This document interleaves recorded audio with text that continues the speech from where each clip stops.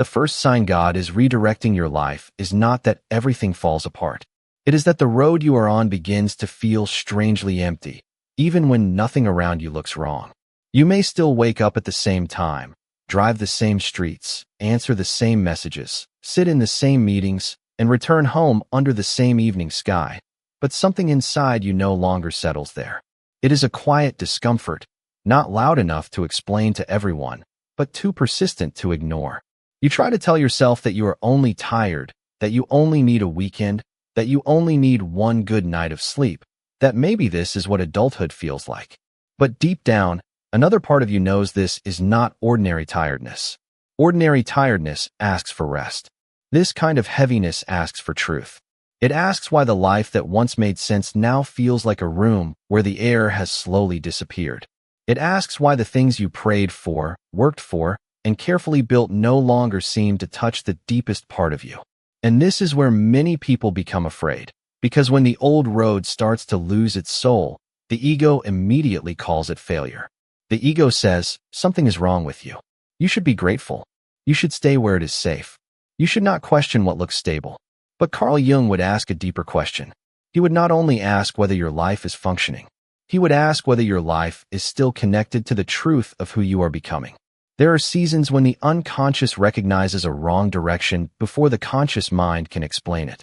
You may not have words yet, but your body begins to know. Your energy changes.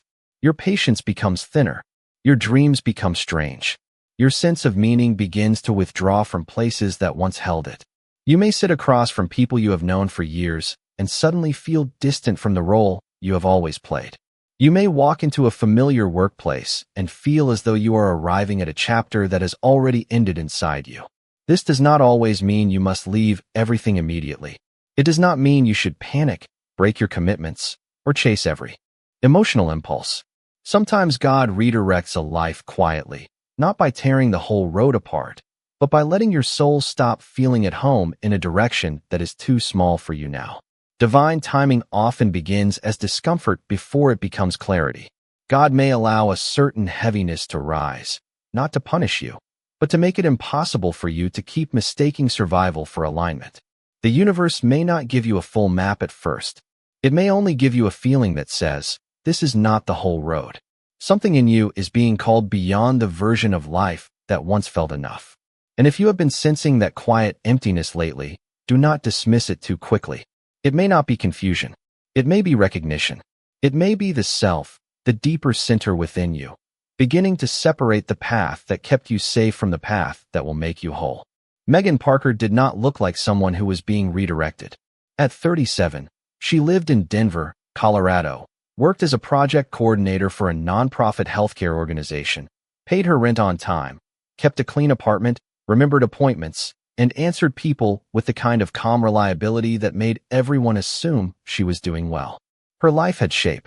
It had a schedule. It had respectable responsibilities and a path that made sense when explained out loud.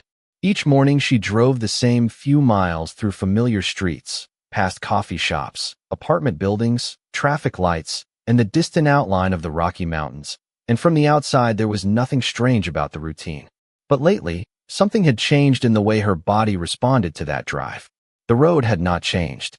The office had not changed. The people had not changed. Yet Megan felt a quiet heaviness settle over her chest before she even reached the parking lot. It was not panic. It was not sadness in any simple way. It was more like arriving at a place that still knew her name but no longer recognized her soul. This is often the first clear sign that a life direction has become too small. What once gave you structure begins to feel like pressure. What once helped you feel secure begins to feel like a form of invisible confinement. What once made sense to your ego no longer brings peace to the deeper self. Megan had once believed that stability meant she was on the right path. She had chosen carefully. She had not been reckless. She had built a life around responsibility, service, and being the kind of person others could count on. But there is a kind of stability that nourishes you.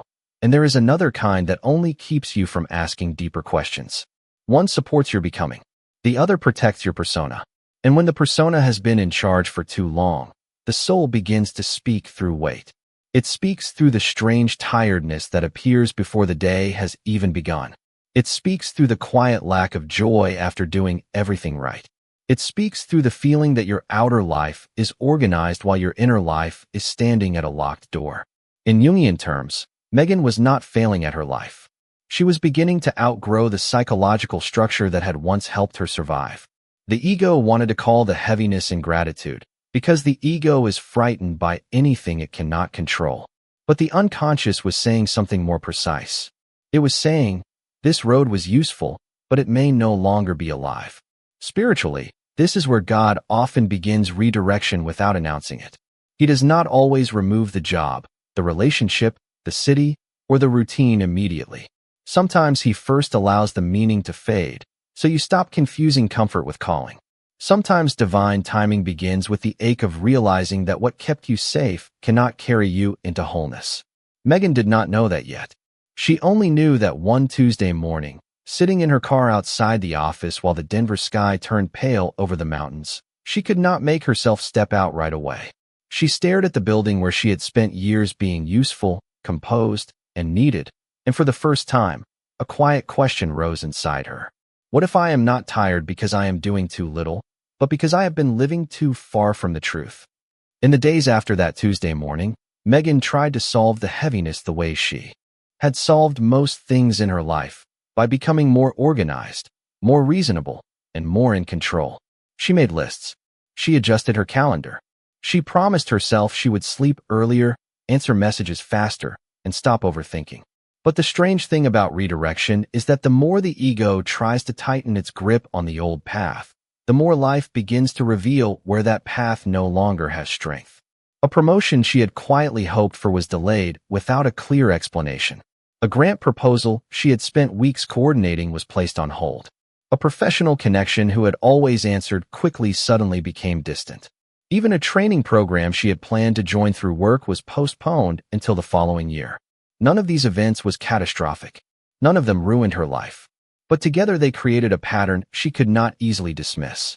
The doors she had been trying to keep open were not closing with noise. They were closing quietly, one after another, as if life itself was loosening her attachment to a direction she had mistaken for certainty. At first, Megan felt embarrassed by how much it bothered her. She told herself that mature people do not read too much into delays. She told herself that successful people adapt. She told herself that maybe she simply needed to be patient. But beneath those reasonable thoughts, another feeling kept rising. It was not only disappointment. It was the fear of losing the identity that those doors represented. The promotion was not just a promotion. It was proof that she had chosen the right path. The grant was not just a project. It was proof that her effort mattered. The connection was not just a contact. It was proof that her future still followed the plan she had built in her mind. This is why closed doors can feel so personal. The ego does not only lose an opportunity. It loses an image of control. It loses the story that says, if I work hard enough, stay agreeable enough, and make the right choices, life will never ask me to surrender what I planned. But Jung would say that the psyche does not mature by obeying the ego's schedule. The deeper self is not concerned only with whether a door opens. It is concerned with whether the door leads you toward wholeness or keeps you loyal to a persona that is no longer alive. Sometimes a delay is not rejection. Sometimes it is protection from a future that would have rewarded your mask while starving your soul. Sometimes a silence is not abandonment. Sometimes it is space being created so you can hear a truth you were too busy to notice. Spiritually, this is where God's redirection can feel like loss before it feels like mercy. God may close a door quietly because you would have used that door to remain the old version of yourself. He may interrupt a plan not because you are unworthy, but because the plan is too small for the person he is forming within you. Megan did not understand all of this at once. She only knew that by Friday evening, sitting at her kitchen table with her laptop open and the Denver lights beginning to glow outside the window, she looked at another unanswered email and felt something shift. For the first time, she did not ask only, why is this not working? She asked, what part of me keeps needing this door to open in order to feel safe? And that question was the beginning of a deeper seeing. The next morning, Megan left her apartment earlier than usual, partly because she wanted coffee before work and partly because she did not want to sit alone with the question that had followed her into sleep. Denver was still quiet, the air cool and dry. the mountains pale in the distance, and the early sun had only begun to touch the tops of the buildings. She drove her familiar route, but halfway to the office, a construction sign forced her to turn onto a side street she rarely used. Detour. The word stood there in black letters against orange, ordinary and practical, yet it struck her with strange force. She almost laughed at herself for noticing it, because of course cities have roadwork, and of course traffic patterns change. But something about that sign stayed with her longer than it should have.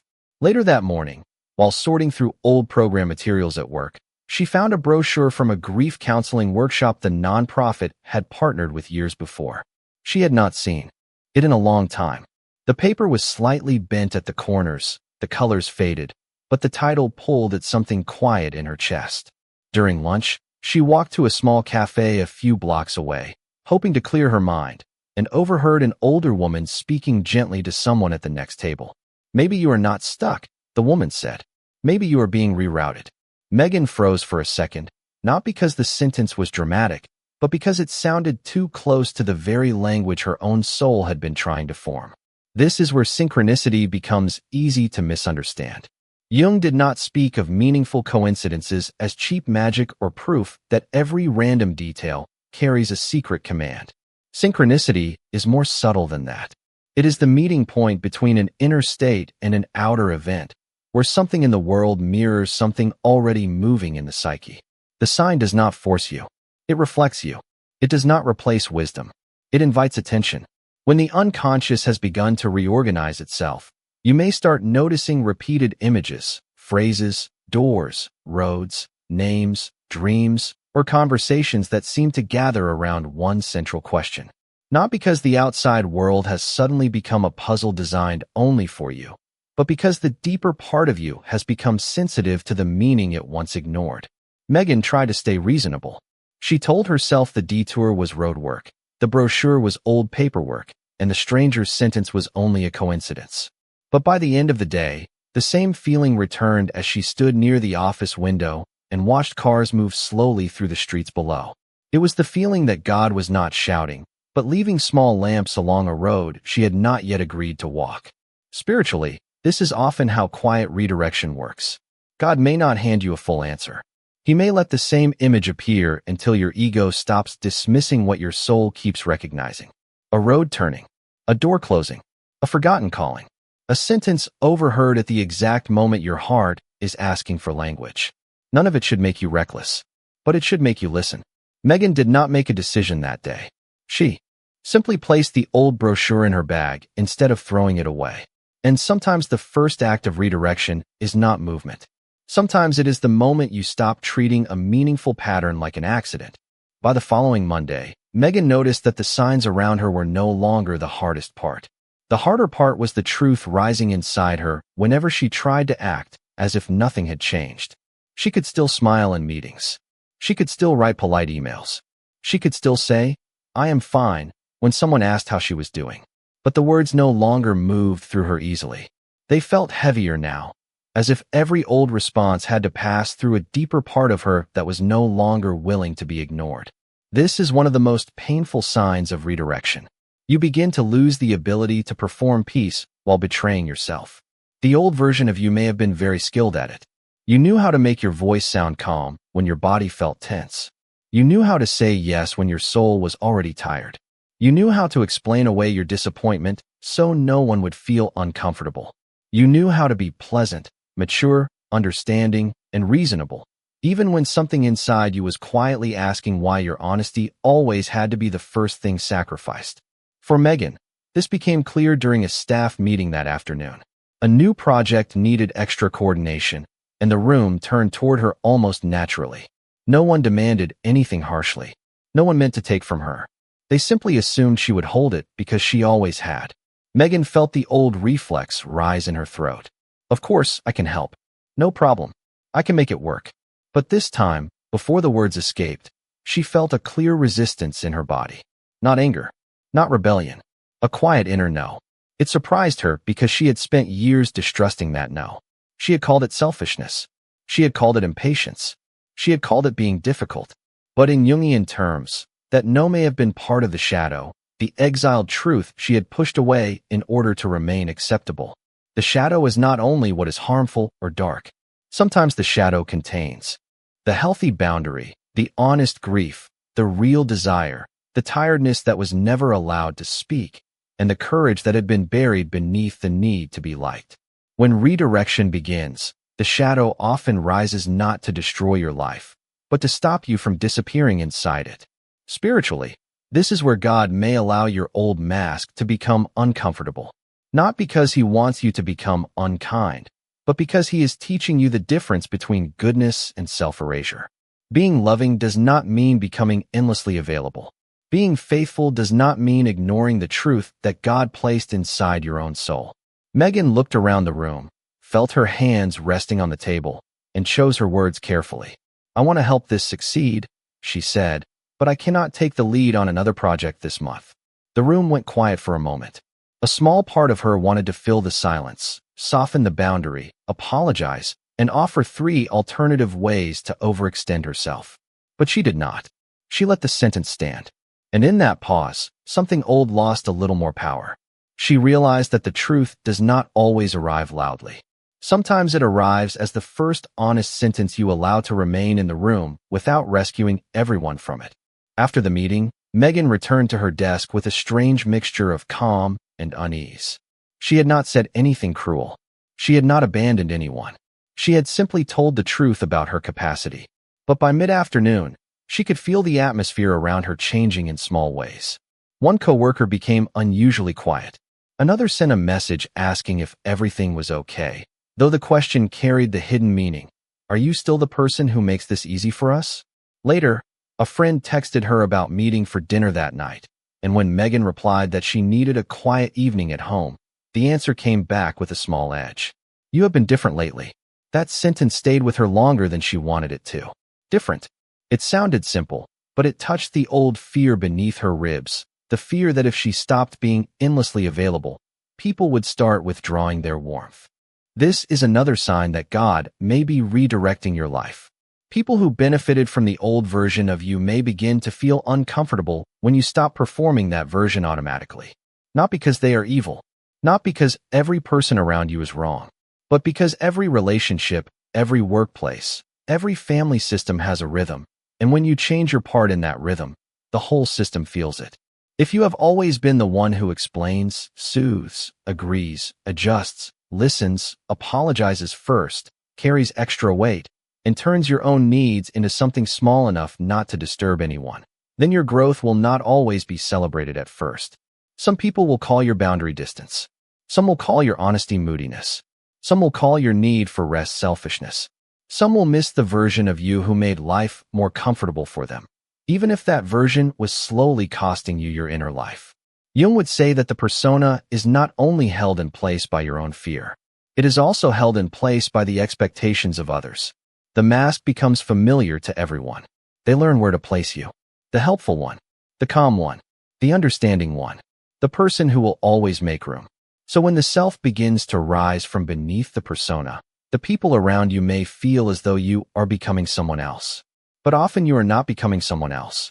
You are becoming less absent from yourself. This distinction matters. Redirection does not always look peaceful to the people who preferred your old compliance. Spiritual growth may look like disruption before it looks like alignment. God may allow certain tensions to surface, not to punish you, but to reveal which connections can meet the real you and which connections only knew how to receive what you performed.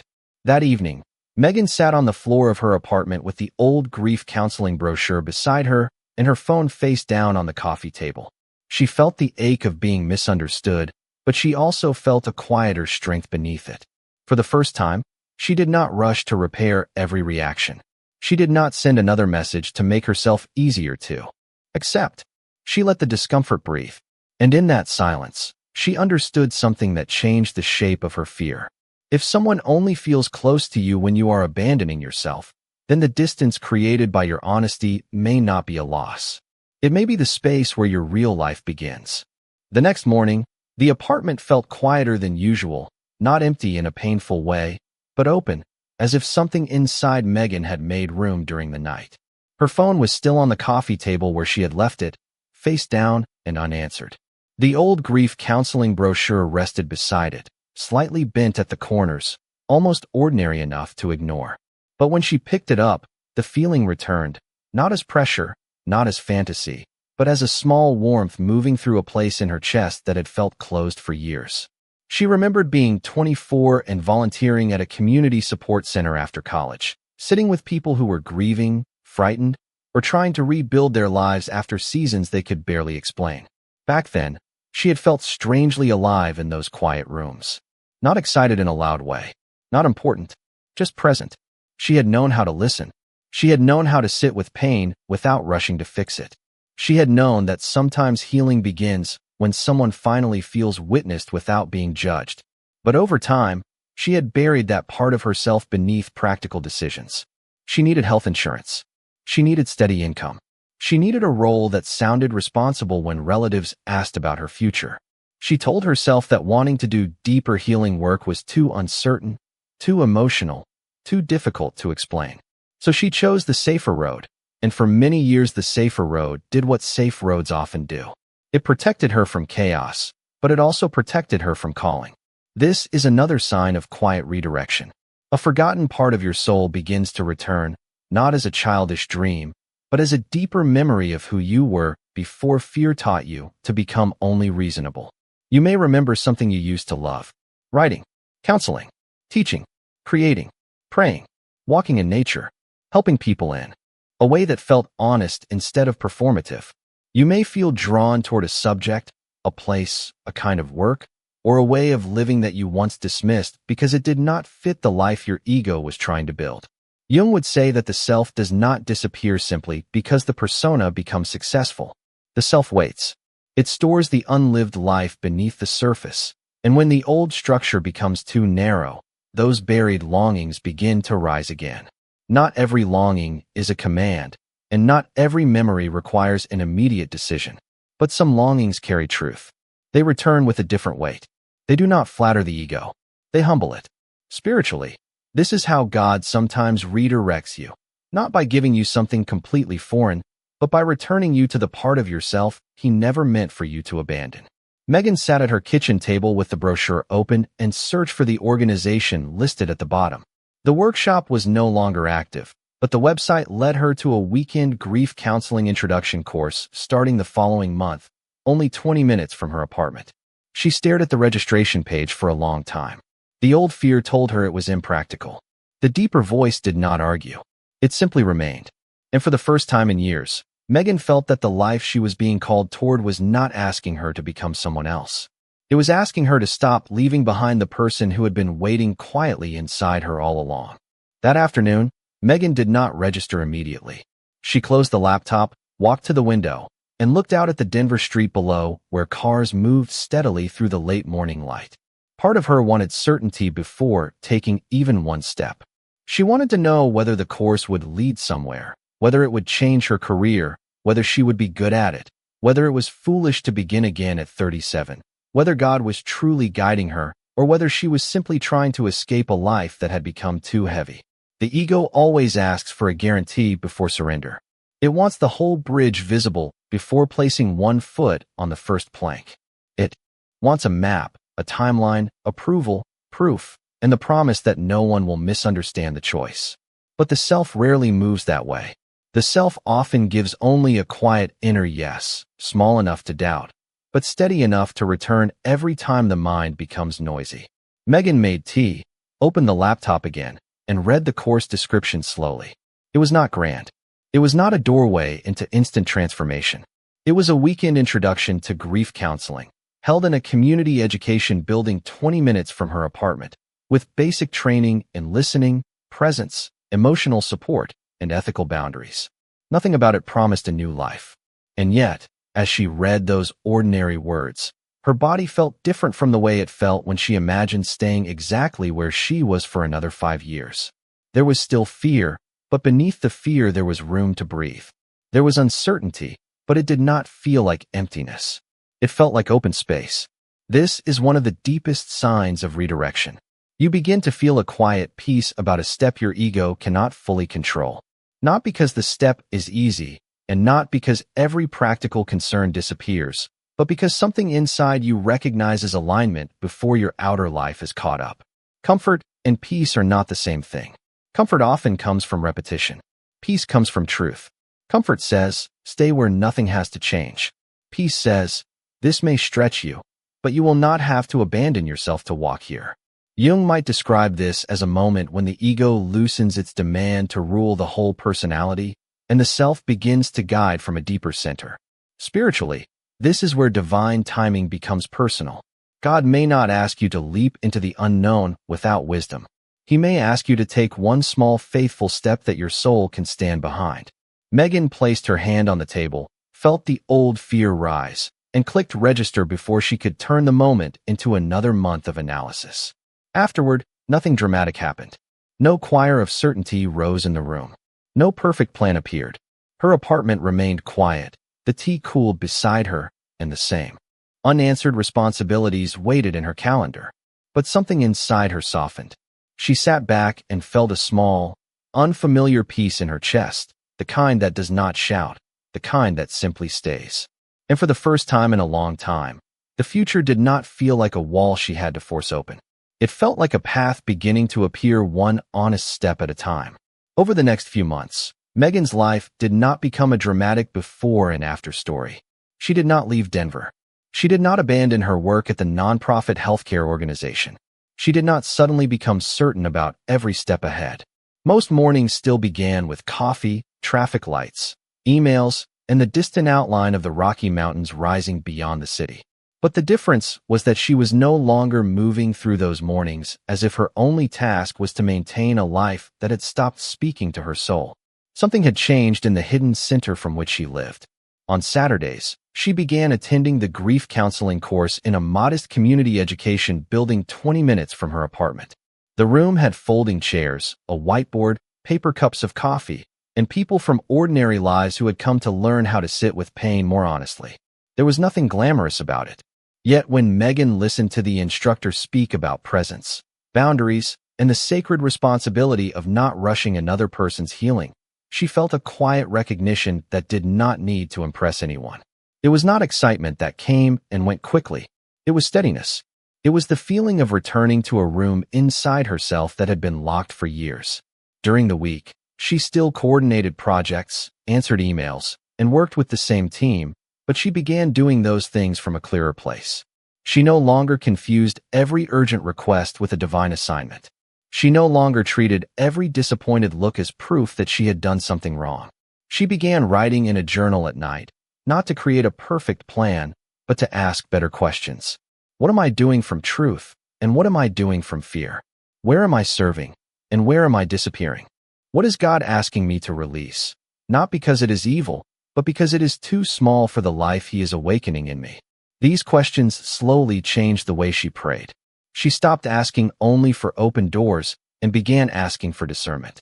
She stopped asking for a complete map and began asking for enough light for the next honest step. This is what true redirection often looks like.